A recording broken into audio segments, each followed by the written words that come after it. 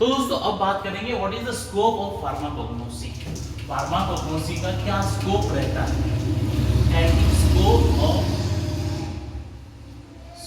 Of pharmacognosy. भाई अपन pharmacognosy पढ़ तो रहे, ठीक बात है, लेकिन इसका स्कोप क्या रहेगा, वाई वी आर इन। अगर हमने तो पुराने जमाने में जो मेडिसिन का सिस्टम था that are being re examined include liquorice, valerian, ventron, podophyllum, digitalis, opium, colchicine, बेल्डारोन।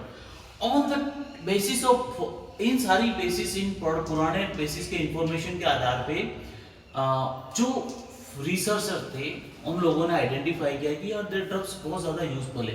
लेकिन फिर इसके लिए इनको क्या है कि भारतीय सिस्टम में लाने के लिए या फिर किसी भी सिस्टम ऑफ मेडिसिन में लाने के लिए क्या है कि we have to record it, हमारे पास कुछ इंफॉर्मेशन रिकॉर्ड के रूप में होनी चाहिए। तो फिर हर्बल फार्माकोपिया डेवलप किया। उसमें क्या है कि सारी रेगुलेटरी इंफॉर्मेशंस थी आपके प्रोडक्ट के बारे में, जिसका थेरापेटिक प्लांट्स क्या था, उसके थेरापेटिक एप्लीकेशंस क्या थी, उसके ना मतलब क्या एडवांटेज है, सारी की सारी उसमें इंफॉर्मेशन थी। तो उसके बाद में ये इंफॉर्मेशन गैदर करी गई। गैदर करने के बाद लोगों को उसके लिए अवेयर किया गया। तो फर्स्ट जो इसकी बात करेंगे तो स्कोप की बात करें to provide information on the drug, ठीक है, provide information on drug, drug की इंफॉर्मेशन लोगों तक पहुंचाना। जैसे कि आपने देखा होगा इसबगोल का क्या यूज है बताओ आप मुझे कमेंट बॉक्स में। इसबगोल हमारे लिए लेक्सेटिव का काम भी करती है और परगेटिव का काम करती है, लेकिन अगर आपने ठंडे पानी में लिया है कि गर्म पानी में लिया है, वो कौन सा रूट कौन सा काम करेगी, तो ये सारी इंफॉर्मेशन लोगों को बताने के लिए। उसके बाद में नेक्स्ट जो आता है, नेक्स्ट जो आएगा to purity of medicines, purity of medicines.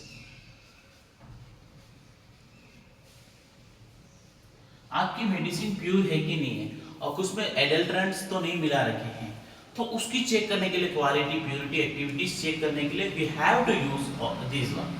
उसके बाद में नेक्स्ट जो आता है एग्जामिन नेचुरल ड्रग्स। आप नेचुरल ड्रग्स आप ओरिजिनल यूज में ले रहे हैं कि नहीं है, नेचुरल ड्रग्स आपकी सही है कि नहीं है, तो इसको आइडेंटिफाई करने के लिए हम लोग है ना फार्माकोग्नोसी का एप्लीकेशंस यूज में लेते हैं। और application in food and spice industries as a forensic science.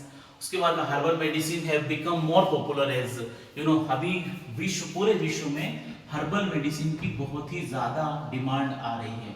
तो इसको एक साइंटिफिकली वे में कि हाँ ये ओरिजिनल है कि नहीं है, तो यहाँ पे फार्माकोग्नोसी का बहुत बड़ा रोल रहता है कि आपकी ड्रग ओरिजिनल है कि नहीं है, आपके पेशेंट को वो बेनिफिट करेगी कि नहीं है, नहीं करेगी। उसके बाद में इसका क्या है कि नए रिसर्च के लिए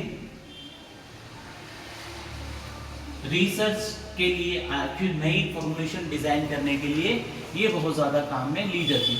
तो ये कुछ वेरियस मोटे मोटे इसके स्कोप थे फार्माकोग्नोसी में, जो भी काफी यूजफुल रहते हैं हमारे पेशेंट के लिए, हमारे साइंटिफिक वे के लिए।